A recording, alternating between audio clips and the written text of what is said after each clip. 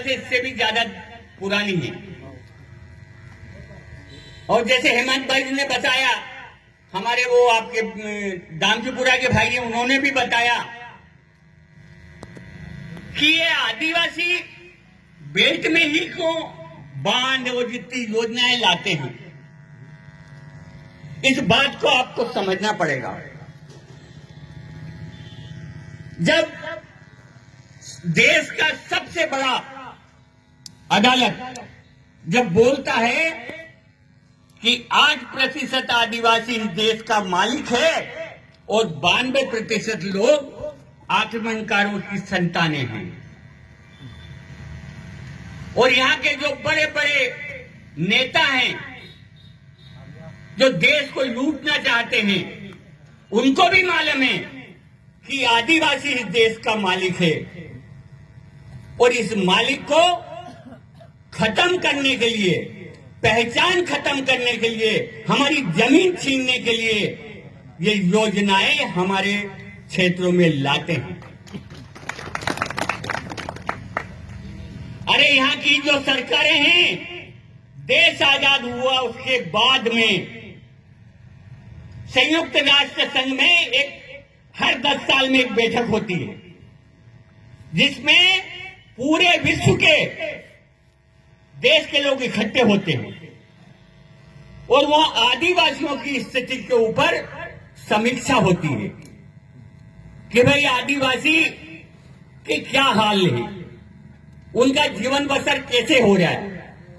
तो हमारे देश की जो सरकार है, चाहे वो किसी भी पार्टी की हो, वो सरकारें उस मीटिंग में जाती है और वहां जाकर बोलती है कि हमारे देश में आदिवासी है ही नहीं,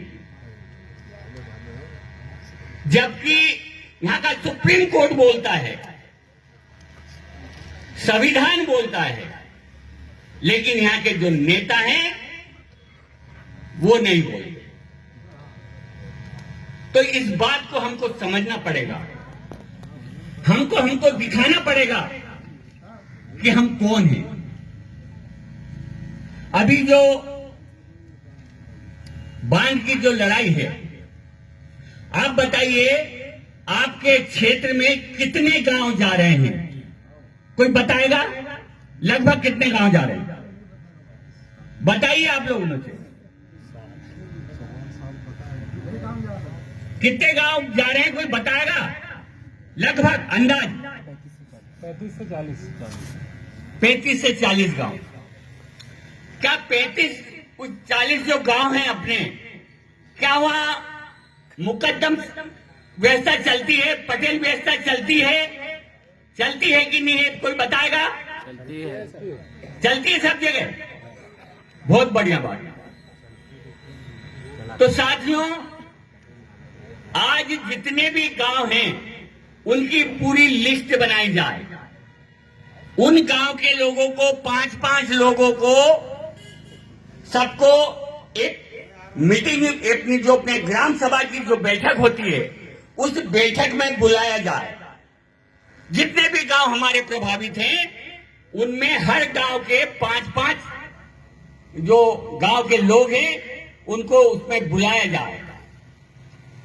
उस बैठक में ये निर्णय लिया जाए कि इस बांध को बनने देना चाहिए या नहीं बनने देना चाहिए, क्योंकि ये लड़ाई पूरे क्षेत्र की है। अब इसमें एक बात हमारे तरफ से ये संदेश जाना चाहिए कि न हम किसी सरकार के खिलाफ हैं, न किसी समुदाय के खिलाफ हैं, और न ही किसी धर्म के खिलाफ हैं। हम केवल हमारे अधिकार के तहत जो हमारे अधिकार है, उन अधिकारों को बचाना चाहते हैं, जड़ जंगल जमीन की रक्षा करना चाहते हैं। और हमारे बीच में जो लोग आए हैं, हमारे जो युवा लोग बाहर से आए हैं, वो लोग वो युवा बेटे वो अपना तन मन धन और यहां तक कि अपने प्राण निछावर करने को तैयार हैं। वो लोग हमारे क्रांतिवीर हैं आज के युग के। आज जो अभी आपके सामने यहाँ है, इनको 8-10 दिन पहले यहाँ के हमारे मध्य प्रदेश की जो प्रशासन है, उन्होंने बेकसूर, जिनका कोई कसूर नहीं, जो अपने संविधान अधिकारों के तहत काम कर रहे थे समाज के लिए अपने क्षेत्र में, उन लोगों को जेल में डाल दिया, झूठे मुकदमे में फंसाकर जेल में डाल दिया। और वही लोग हमारे बीच में आज आए हैं। तो ये लड़ाई क्यों आए? समाज के कारण आए।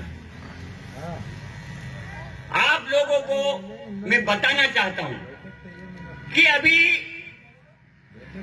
जितने भी हमारे देश में आंदोलन प्रदर्शन ये जो चल रहे हैं, ये हमारी नासमझी के कारण चल रहे हैं। हमारे पास जो ताकत है उसका हम उपयोग नहीं कर रहे हैं। मैं आपको बताना चाहता हूं कि हमारे प्रदेश के ग्राम शहर छिंदवाड़ा क्षेत्र से जो लड़ाई शुरू हुई है, मैं आपके साथ खंडे से खंडा लड़ने के लिए तैयार हूं, लेकिन आपको भी हमारी समाज को बचाने के लिए, हमारे अधिकार बचाने के लिए और दुश्मनों से मुकाबला करने के लिए आपको हमारा साथ देना पड़ेगा। क्या तैयार हो? तो साथियों, जो छिंदवाड़ा में हमारे 40-50 लोगों को बेमतलब जो जेल में डाला है, जो यहां की सरकार ने कानून का उल्लंघन करके हमको जेल में डाला है, ऐसे कानून व्यवस्था को जिन जिन अधिकारियों ने हमारे साथ जोर जबरदस्ती की है, उनको भी हम जेल पहुंचाएंगे। क्या आप साथ दोगे? तो साथियों, इस लड़ाई में ये छोटी मोटी लड़ाई नहीं है, ये आपकी जो लड़ाई है ना, यही लड़ाई पूरे देश की है। क्योंकि हमारी यदि वजूद खत्म हो जाएगा तो हम आदिवासी खत्म हो जाएंगे। तो जग जंगल जमीन की लड़ाई है, वो लड़ाई छिंदवाड़ा से शुरू हो चुकी है। अभी आने वाले दिनों में राष्ट्रीय स्तर का हमारा जो ग्राम सभा है, उसकी बैठक छिंदवाड़ा में होने जा रही है। और आपका बांध का मुद्दा छोटा है, एक बात मान लेना, आपका बांध का मुद्दा छोटा है, लेकिन छिंदवाड़ा का मुद्दा पूरे देश का है। यदि आप लोगों ने सबने साथ दिया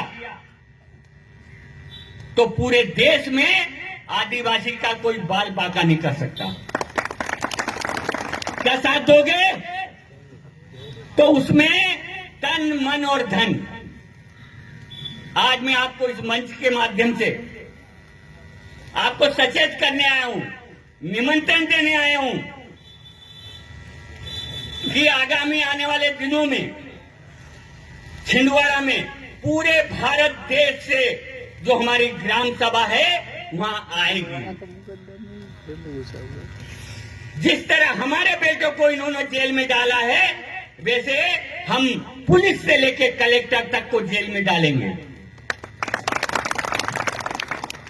अरे ये नौकर हैं और नौकर पे मालिकाना हक जता रहे हैं। और आपके लोगों को मैं और कहना चाहता हूं कि जो युवा समाज के लिए, खुद के लिए काम करना चाहता है समाज का, वो आगे आए और बगैर स्वार्थ के निस्वार्थ समाज में काम करें। न आपका पैसा खर्च होगा और न आपका कोई किसी से डर लगेगा। ग्राम सभा जो हमारा पटेल है, कोई ये न समझे कि यार मैं पढ़ा लिखा नहीं हूं तो मैं कैसे लड़ूंगा। एक बात मैं उदाहरण देके बताऊं, जब प्रधानमंत्री को कोई जवाब देना रहता है कोर्ट में, मुख्यमंत्री को कोर्ट में जवाब देना रहता है, तो क्या मुख्यमंत्री प्रधानमंत्री कोर्ट में जाते हैं? नहीं जाते ना। इसी तरह हमारे पटेल को भी कहीं जाने की जरूरत नहीं है। उसका भी सचिव रहेगा, उसका भी मुनिम रहेगा, वो सचिव बात करेगा, पटेल खड़ा रहेगा। नहीं बताया ये कौन से। आप बिल्कुल मन में मत करना कि यार मैं कानून के जानकार नहीं है, मैं कैसे बात करूंगा वो कलेक्टर से। तो आप इस बात से बिल्कुल बेफिक्र है ना। आपको कुछ नहीं करना है। हर गांव में हमारे 2-2 सेक्रेटरी रहेंगे, सचिव रहेंगे पटेल के, जो इस व्यवस्था को संभालेंगे, शासन प्रशासन से आमने सामने जवाब करेंगे। अभी मैं आपको जो ग्राम सभा जिसकी हम बात करें उसका एक उदाहरण देना चाहता हूं, छत्तीसगढ़ का। कुछ दिन पहले वहां हमारे 12-13 गांव उजाड़े जा रहे थे, तो वहां के लोग ने पंचायत के द्वारा व्यवस्था को समझना कि ताकत हमारी कहां है, पंचायत के द्वारा खूब लिखा पढ़ी कर ली, संगठनों के द्वारा खूब आंदोलन कर लिए, पैसा एक्ट की तरह खूब काम कर लिया, लेकिन हल कुछ भी नहीं निकला। एक बात और मैं आपको बता दूं जानकारी के लिए कि जो पैसा एक्ट है वो हमारा दुश्मन है। पैसा एक्ट के भरोसे कोई मत रहना। पैसा एक्ट से हमारा नुकसान ही होना है, फायदा नहीं होना। और जो हमारा दुश्मन है वो पैसा एक्ट पे बार बार आपका ध्यान आकर्षित करेगा, पैसा एक्ट की ग्राम सभा के बारे में आपको बताएगा। तो पैसा एक्ट की ग्राम सभा पे विश्वास मत करना। यदि वो आपसे बोले कि नहीं नहीं सब झूठ बोल रहे हैं, तो उनको हमारा नंबर दे देना, हमारी टीम का नंबर दे देना कि पहले इनसे बात कर लो, उसके बाद में हम पैसा एक्ट में भाग लेंगे। हमारी ताकत हमारे बाप दादाओं पुरखाओं से चली आ रही जो प्रथा है, रूढ़ी प्रथा, जो ग्राम सभा पटेल सरकार के ऊपर याद आया जब छिंदवाड़ा में मेरे को गिरफ्तार किया, तो उन्होंने कहा दादा आप तो बड़े अच्छे लगते हो, बड़े सीधे हो, और आप ये गुंडे उनके साथ कैसे आ गए। मैंने कहा साहब पहली बार आपने बोला है, मैं माफ कर देता हूं, लेकिन गुंडे शब्द का इस्तेमाल मत करना, कि वो गुंडे नहीं है, वो गुंडे हैं, मैं भी कहता हूं गुंडे हैं, लेकिन वो संवैधानिक गुंडे हैं, कानून के गुंडे हैं, कानून का ज्ञान है उसमें, तो इसलिए मैं उनके साथ आया हूं। तो बोले यार हमने अभी तक तो सुना था कि मध्य प्रदेश सरकार, केंद्र सरकार, मोदी सरकार, मोहन यादव सरकार, लेकिन ये मुकद्दम सरकार कहां से आ गई। तो मैंने कहा साहब आपको नॉलेज कम है। अरे भाई वो बोले साहब बोले बड़े रेंज के बड़े अधिकारी थे, सीएसपी रेंज के, तो बोले कि दादा हम झूठ बोल सकते हैं, लेकिन ये पुलिस विभाग में जितने भी खड़े ना, बहुत लोग खड़े थे, पकड़ के ले गए तो पुलिस की तो फौज थी ना, बड़े बड़े अधिकारी सब थे।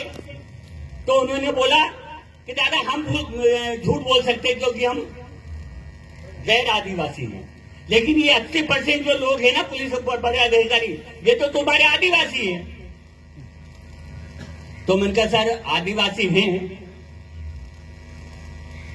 ठीक है आप कहते हैं मान लेते हैं हम आदिवासी, लेकिन इनसे पूछो कि कानून का ज्ञान है।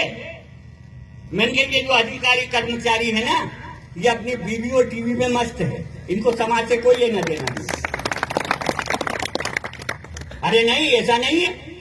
तो मैंने कहा साहब बुलाओ बड़े अधिकारी कोई जानकार को, हम थोड़ी बात ही कर ले समाज के बारे में, समाज के अधिकार पूछ लें। आप हमारे लोगों को गुंडे बोल रहे ना, जो संविधान की बात करते हैं, संविधान की भाषा बोलते हैं, उनको तो गुंडे बोल दो। और ये जो संविधान जानते नहीं, इनको तुम बड़े अधिकारी बोल दो। वो तो कोई आए भी नहीं सामने, इनको कोई दमदार हो तो आओ आगे, कोई नहीं आया। फिर मैंने ही बोला, मैंने कहा साहब आप बड़े अधिकारी हो जाकर आदेश करो हमारे आदिवासियों को कि जो अभी मोदी जी ने नई पुस्तक बनी है ना कानून की, बीएनएस, उसपे सेक्शन 1 जहां पुस्तक शुरू होती है ना, पहला पन्ना, सेक्शन 1 पे क्या लिखा है? जोर से बोला, मैंने कहा बताओ कोई आदिवासी हो, अधिकारी जानकार हो तो बताओ। कोई नहीं बता पाया। अब देख लो, तो हमारे लोग ऐसे हैं। और आप अभी यहां खड़े करके बोल दो हमारी टीम को, तो हर आदमी बता देगा कि वहां क्या लिखा है। मनोज भाई जरा उठ के बताना, आओ थोड़ा इधर, मनोज भाई आओ, देखो बता दो भैया कि यहाँ पे सीआईडी विभाग भी आया होगा, है ना, पुलिस विभाग भी गुपचुप तरीके से ही बैठा होगा। पुलिस विभाग तो अंगूठा छापे मेरे हिसाब से तो यहाँ। तो जरा इनको बता दो कि बीएनएस के सेक्शन 1 पर क्या लिखा है। पर मेरा प्रश्न आप सभी लोगों से है, यहाँ दामजीपुरा के नेताओं से, जो समाज के लिए नेतागिरी करते, समाज को आगे बढ़ाने का काम करते हैं, जो संगठन का काम करते हैं, जो समाज का काम करते हैं, या कोई और हमारा भाई हो तो आके बताए यहाँ कि बीएनएस में क्या लिखा है। नहीं तो हमारा युवा भी, ये 25 साल का लड़का जो समाज के लिए अपनी जान देने को तैयार है, और हम हमारे मिशन में उसी को जोड़ते हैं जो समाज के लिए मरने को तैयार है। तो मनोज भाई से सुनो आगे क्या लिखा है। जी बहुत बहुत धन्यवाद दादा, जो आपने इतनी बहुत महत्वपूर्ण जानकारी से अवगत कराया और अपनी वास्तविकता को यहाँ पर सभी के समक्ष रखा। तो जैसा कि जो बात होती है पुलिस प्रशासन के कानून की, जिसके तहत आपराधिक मामला बनाया जाता है, तो यहाँ पर जो आपराधिक मामला जो बनता है वो बीएनएस के कानून के तहत बनता है, जो राज्य द्वारा उसे मान्यता प्राप्त है, और वो कानून देश में पूरी तरह से लागू है। तो यहाँ पर जो सेक्शन 1 का सब क्लॉज 6 उसमें बोला है कि जो भारत सरकार के अफसर हो, चाहे वो सैनिक हो या नौसैनिक हो या तमाम जो सैनिक बल है या कमांडो है, उनके ऊपर जो बीएनएस का कानून है वहां पे लागू नहीं होता। मतलब कहने का मतलब ये है कि वहां पे मार्शल लॉ चलता है। जो ये कमांडो है, फोर्स है, तमाम सेनाएं हैं देश में, देश की सुरक्षा के लिए, तो उनके ऊपर मार्शल लॉ लागू होता है। यहाँ पे बीएनएस लागू नहीं होता उनके ऊपर। बीएनएस के तहत पुलिस प्रशासन का कानून लागू नहीं होता, ना पुलिस प्रशासन उनपे किसी प्रकार का मामला दर्ज कर सकती। ठीक उसी तरह उसी सेक्शन में बोला है कि जो आदिवासियों का विशेष व स्थानीय विधि, मतलब स्पेशल लॉ या लोकल लॉ पे प्रभाव नहीं डालेगा। लेकिन इसके बावजूद भी पुलिस प्रशासन क्या काम करता है, किसी भी मामले के तहत अपराध बना देता है। तो यहाँ पर कानून के खिलाफ या कानून का उल्लंघन पुलिस प्रशासन कर रहा है या आदिवासी कर रहा है, बतलाइए कौन कर रहा है? कानून खुद कह रहा है कि ये के विशेष या स्थानीय विधि पे प्रभाव नहीं डालेगी तो फिर पुलिस प्रशासन कैसे मामला दर्ज कर रहा है, कैसे एफआईआर कर रहा है? तो कानून के खिलाफ कौन काम कर रहा है? कानून के उल्लंघन में कौन जा रहा है? क्या कानून से बड़ा एसपी, डीएसपी, कलेक्टर होता है क्या? हाँ, क्या कानून से परे है क्या वो? फिर कैसे एफआईआर हो रहा है? वो इसलिए हो रहा है कि आपका स्थानीय विधि क्या है आपको खुद नहीं पता। क्या आप स्थानीय विधि से संचालित हो रहे हो? स्थानीय विधि से संचालित हो रहे हो क्या? आपके गांव में स्थानीय विधि है? बोलिए, स्थानीय विधि है? क्या है स्थानीय विधि? बोलने से नहीं होगा, कानून में सब लिखा है, लेकिन यहाँ बोलने से नहीं होगा। आप किस विधि के तहत संचालित होते हैं वो मायने रखता है। तो आपके गांव में स्थानीय विधि चल रहा है क्या? अगर आप बोलोगे कि यहाँ पर मेरे ऊपर नहीं लगता और वहां पर आप किसी विधि के तहत संचालित हो रहे हो तो ऐसा थोड़ी होगा। स्थानीय विधि का मतलब रूढ़ी प्रथा, और आपके गांव में रूढ़ी प्रथा तभी एक्टिव होगी, तभी लागू होगी जब आपके गांव घरों में पटेल मुकदम चलेगा। जैसे ही पटेल मुकदम संचालित होता है वैसे ही स्थानीय विधि क्षेत्र हो जाता है, और उस क्षेत्र में non legislative sources of law का कानून चलता है, जो गैर विधायी स्रोत कहती है अनुच्छेद 13 भारतीय संविधान के तहत। तो वही कानून को स्थानीय विधि बोला गया है। इसका मतलब यह नहीं कि यहाँ पर आदिवासियों पे पुलिस प्रशासन का कानून नहीं लगता तो उसे अपराध करने का छूट है।